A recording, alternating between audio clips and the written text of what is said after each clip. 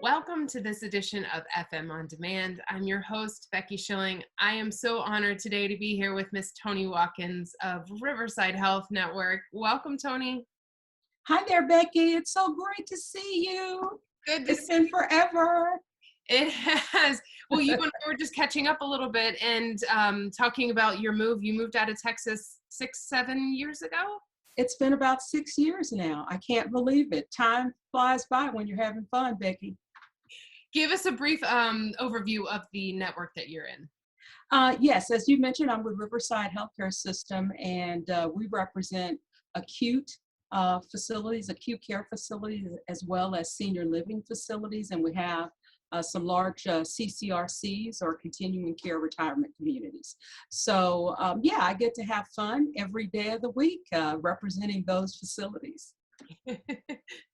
And you and I were just catching up. Today is Wednesday. It is the day after the George Floyd verdict was read yesterday. And you and I were catching up about FoodService and the nature of the workforce and how it was inherently diverse and how it's been something that's been brought to the forefront in a really great way in the past year. You had an incredibly powerful story that you shared with me, and I was hoping that you could share that with us. Well, thank you, Becky.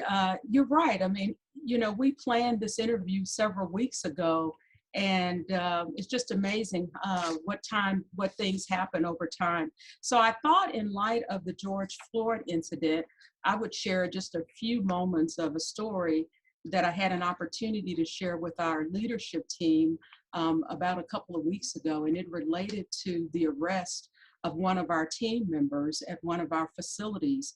He was placed in jail for a couple of days and was unaware of his charges until he appeared before the judge. And the charge was he was arrested for stealing a cell phone. And with recognition of the victim, looking at a photo, that person said that he was not the right person. There's certainly other parts to the story that I won't get into for time, but it was just an interesting story in which the police department made a point to contact the facility to make sure that they understood that it was a wrong arrest, and they wanted to make sure that this particular person did not lose their job.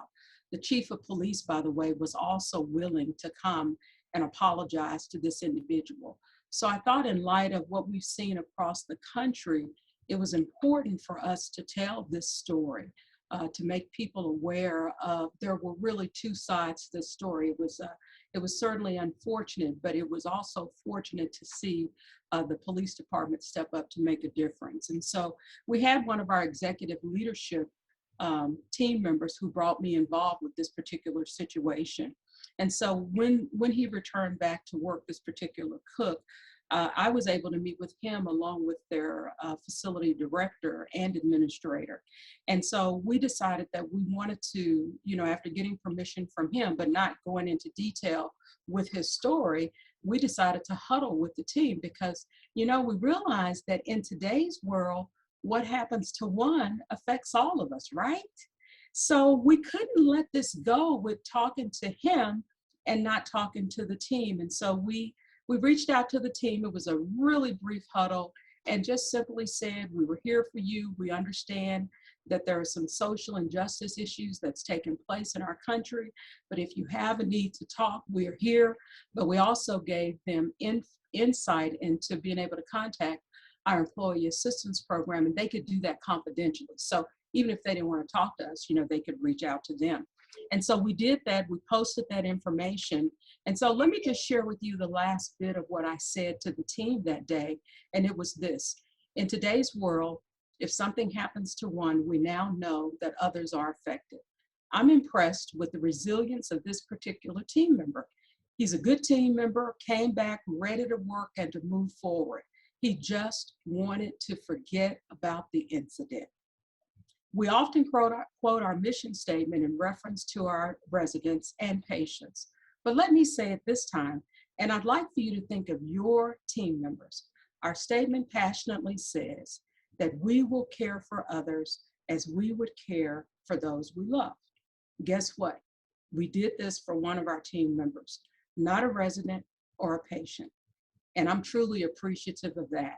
The team member was thankful for the empathy and compassion as well as not having missed any pay. And so I hope that this story, Becky, has enlightened you and the others who are listening today. I thank you so much for sharing that story, and I think it's so amazing for so many different aspects. And one of them is that this past year has been an awful pandemic, and those in healthcare are on the front lines. Your team is on the front lines, and so I think it's amazing how you guys rallied around, and ultimately how this community rallied around this team member and really cared for that person and that individual when you guys have been the ones who have been giving the care. I think that's so beautiful. Well, thank you. Thank you. I feel very blessed and fortunate to work for such an impactful organization. And you're right. Oh, by the way, there is a pandemic going on. So, life still continued. We were still delivering meals to residents that day. Nothing changed. Life went on. Yeah. Quickly let us know, how has the past year been for you guys?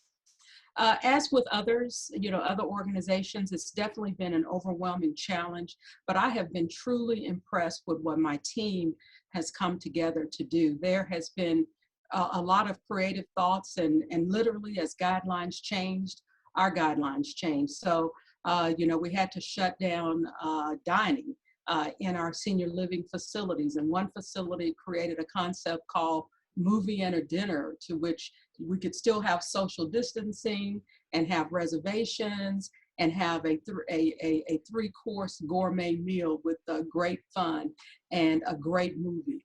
And he received rave reviews. We've had another facility, working through door-to-door deliveries, pre-orders, so that residents did not have to stand in line. We've had retail to pick up on technology to decrease lines. We implemented something called the Get app so that you could order in advance. We've had to work through distancing with tables, just like others across the country. We worked through mitigation efforts, even with our registered dietitian team, because many of them were in one big office. So we enhanced telecommunication across the system. So we are 100% able to have telecommunication for nutrition services. And so dietitians, through our electronic medical record, can still work through and look at opportunities with patients, and they would rotate on and off so that someone was always on site. We all have laptops now, we have cameras, we can go to wherever the work is. So what a tremendous year. What a tremendous year. What's one thing that you're looking forward to now as, things are starting to return back to a new normal-ish? I'm looking forward to face-to-face meetings with my team. The other technology piece has been Zoom. As you and I were talking earlier, this is my world. I'm vaccinated. Many of us are vaccinated, but we're still following the science and the guidelines and not having large gatherings. And so one of the things that I have missed is that once a month, my entire food and nutrition service leaders would come together and we would have what we call a value analysis meeting. But it was also an incorporation of bringing in brokers and tasting food and all of that great stuff. So I'm looking forward to not having a chef appear on the Zoom, the virtual Zoom meeting to show us how to cook something, where he can do it in person now and we can actually taste it. Yeah. I miss my people, Becky. I know. Well, I have so thoroughly enjoyed catching up with you. And Toni, I hope that I see you in person back in Texas and at AHF in August. So thank you so much for being here with us today. I really appreciate it. My pleasure. I look forward to seeing you because that will be home for me. Thank you.